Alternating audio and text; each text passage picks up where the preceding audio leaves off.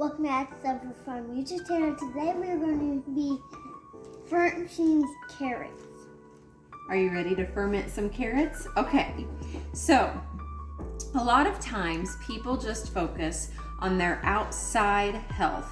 They'll decide they want to get healthy, and so they'll start in on an exercise program, and they will think, you can eat that, sure. They will think that that will be enough. However, what we oftentimes forget is our inside health. And so one of the things that we have implemented into our diet on a, well, more than regular basis, a daily basis, is fermentation. A lot of times whenever people hear fermentation, they get scared, they think disgusting, but if you think back, fermentation is really just a way of breaking down nutrients, and I don't think that's going to cut that. It's breaking down the nutrients in your vegetable, and it is making it easier for your body to digest. And so that is why we use this simple method of making our guts healthy. Do you want to put this in the jar for me? Okay. Do you like fermented carrots? You do, don't they? What do they taste like? Carrots. Just carrots? They don't taste like anything else? Do they taste a little bit like pickles? Maybe? Yeah? What's your favorite fermented vegetable? Carrots. Carrots? What else have we made that's fermented? Radishes. Radishes. Those are yummy, aren't they? Mm-hmm. All right, so you can eat that one. You're going to eat more than what we ferment. So the first step in fermenting is you're going to decide what it is you want to ferment. Do you want to ferment carrots? Carrots is probably one of the easiest things to ferment, and it's probably what most people start with. Like Quincy was saying, we have done carrots, we have done radishes, we have done snap peas, we have done peppers, onions, cauliflower. I haven't done cauliflower in a while. We should do that again now that it's gardening season. But one of the things that I really enjoy about the fermenting is how fast it comes together, because you cut up your vegetables, you put it in a jar with salt. Salt is the key ingredient. Pioneers used to have to ferment their food some way to preserve it, right?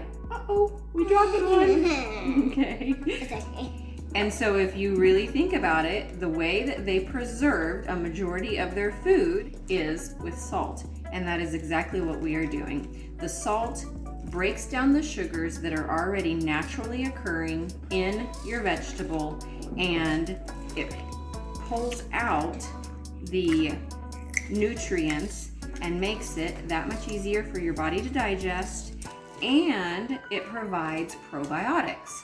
A majority of people nowadays take probiotics in pill form, and that's all good. It does help a little bit, but most of the time, by the time that probiotic gets through your stomach acids have already killed off any of the good nutrients that are trying to make it to your digestive tract.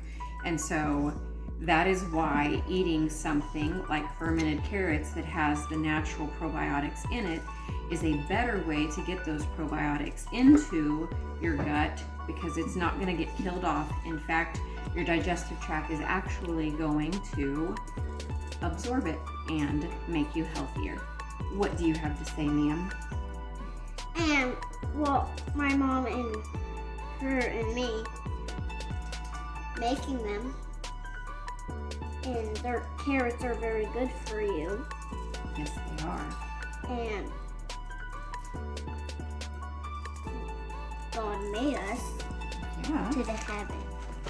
Okay, Quinny, what are we going to put in the jar? Some garlic, Yes. some sugar, No sugar. and salt. Salt, yes, we're going to put salt in there. What else? We're gonna What is this green stuff?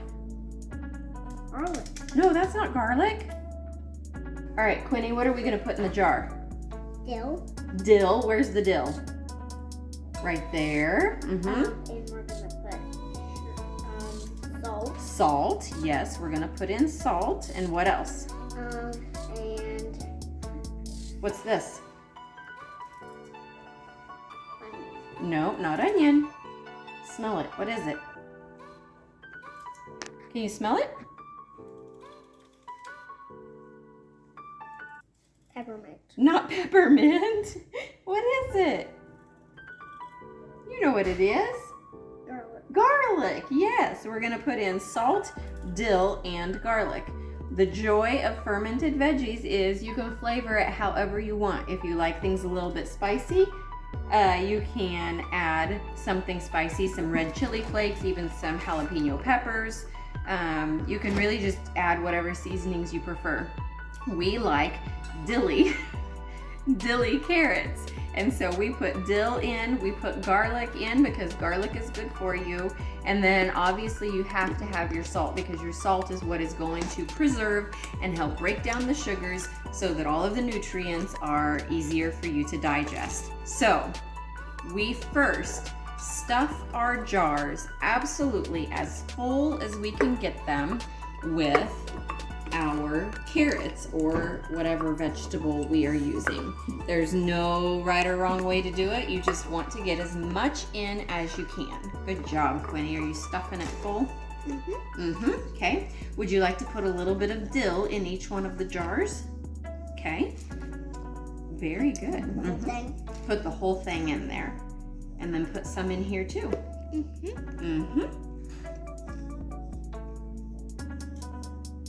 Where did that dill come from? Are you chewing your food? Okay, Quinny, where did our dill come from? Our garden. And where did our garlic come from? Our Our garden, yeah. Isn't that fun to be able to put our own food in our fermented vegetables? Yep, put the garlic in, put a couple in that jar, and then we'll put a couple in this jar. Now, here's just a warning. It's not really a warning, but it is something that could catch you off guard. If you're putting in whole garlic cloves like this, your garlic might turn blue or green.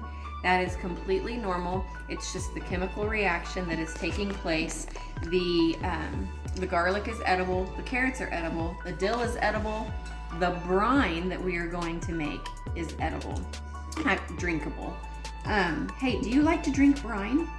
You do, don't you? Is it so delicious? Hold on. Is it so delicious? Yeah. Would you put some more dill in these jars for me? Thank you. Yep, put some more in here too. We like them dilly, don't we?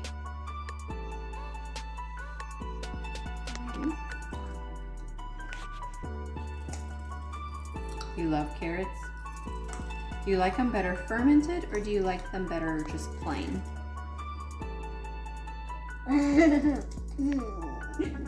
Which do you prefer? fermented. Fermented? Me too. Fermented. Bartle do. Did you say Bartle do?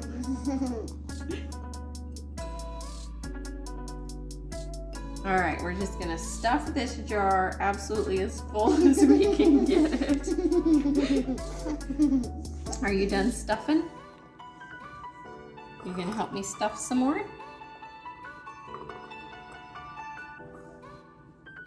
Hey! What did you break it for? The key or the reason that we stuff the jars as full as we can, well, one, we want to ferment as much food at once as we can. But the second reason is because we don't want any of our vegetables to float and get above the saltwater brine that we're getting ready to put in here. Because if it does get above your brine, then you've got a mold issue.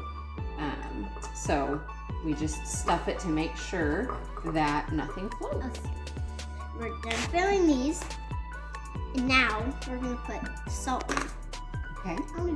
I'll pour it into your hand. Do you know how much salt? How much? 3 cups. Not 3 cups. No, 4 cups. not 4 cups. No, we're gonna do 1 tablespoon in each jar. Can you say that? Say it. Each tablespoon in 1 jar. 1 tablespoon of salt in each jar. Now, be sure to let them know that you don't want iodized salt. Okay, can you say non-iodized? Non-iodized. That's right, non-iodized salt. You do not want, so we use kosher salt, you can use sea salt.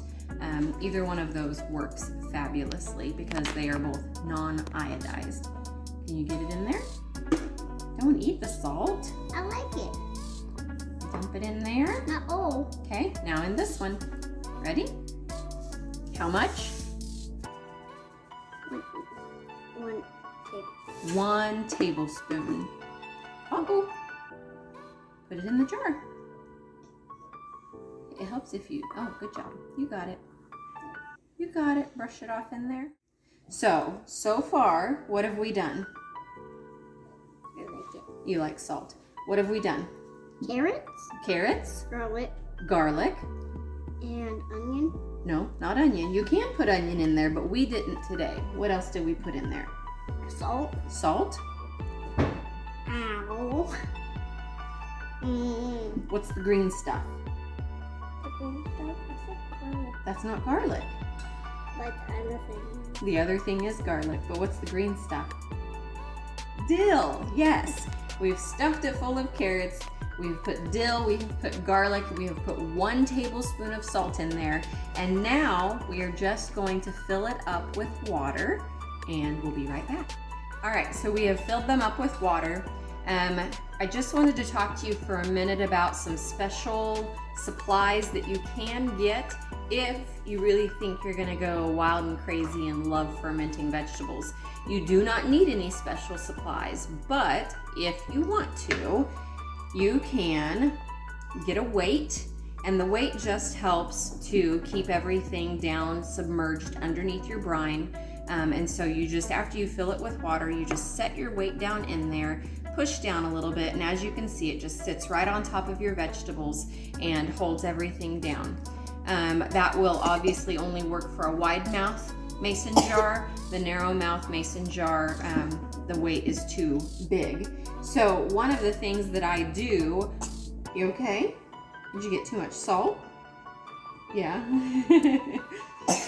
Goodness. One of the things that I do if I do not have a weight is if I'm doing other vegetables like cauliflower, sometimes you'll get little pieces of cauliflower that just don't want to stay stuck down underneath there. So I will take a couple of carrots and cut them and then just crisscross them over the top of the jar, and that works as its own weight and it's edible. So anyway, if you wanted to go ahead and get a weight, you can.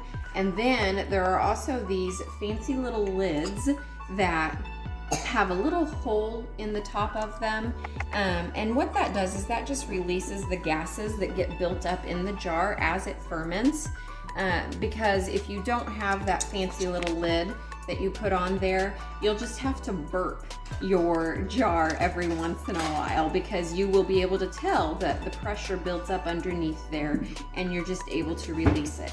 Oh, there, Quincy's got more of them that she's showing you. I do it both ways. It's successful both ways, and I just wanted to show you what you could purchase if you wanted to. They're fairly inexpensive, but you do not need to purchase anything. So just as a recap, here's what we've got. We have our carrots that we chopped up. If you notice, I did not skin or peel the carrots.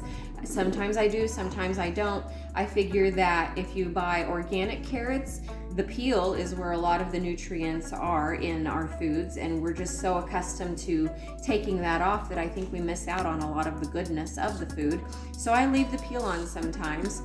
Stuff a jar completely full, put in whatever seasonings you want, whether it's dill, garlic, something spicy. You can mix and match your vegetables too. Sometimes I'll do carrots and radishes and cauliflower, and it's just whatever I have that I want to ferment at the time. So you stuff your jar full, and then you add 1 tablespoon of non-iodized salt to each jar, and then you fill it up with your filtered water and put your lid on. And then I am just gonna set these on the counter out of the way, and I'm gonna let them ferment for probably 4 to 6 days. Since it's warming up outside and the temperatures are getting hotter, things are going to ferment a lot faster than what they do in the winter. In the winter, I leave it more for probably 7 to 10 days, and then they're ready. But quite honestly, with fermenting, it is however fermented you like your stuff. There is no really right or wrong. You can leave it for a shorter amount of time if you don't like them as pickly, and you can leave them for longer if you do like them more pickly. And then the one last thing that I wanted to point out is that there is a difference between fermenting and pickling. Pickling is actually putting your food in an acidic brine for it to change the flavor of your food. Fermenting is putting your food in a salt water brine that is going to pull the nutrients out of that food and make it easier for you to digest. So there is a difference. One has added health benefits, the other one really doesn't, but it tastes delicious.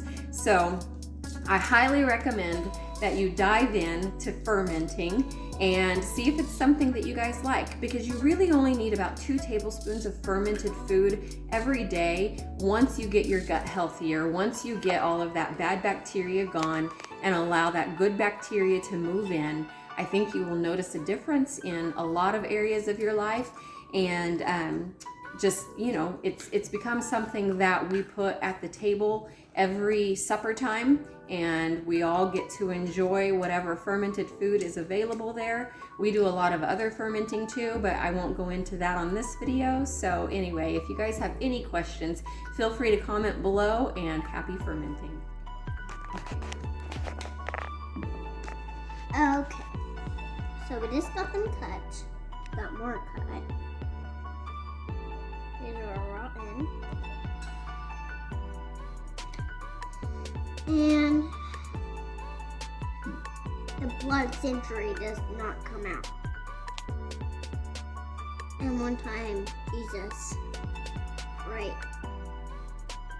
And one time I prayed for my dad because he had a headache.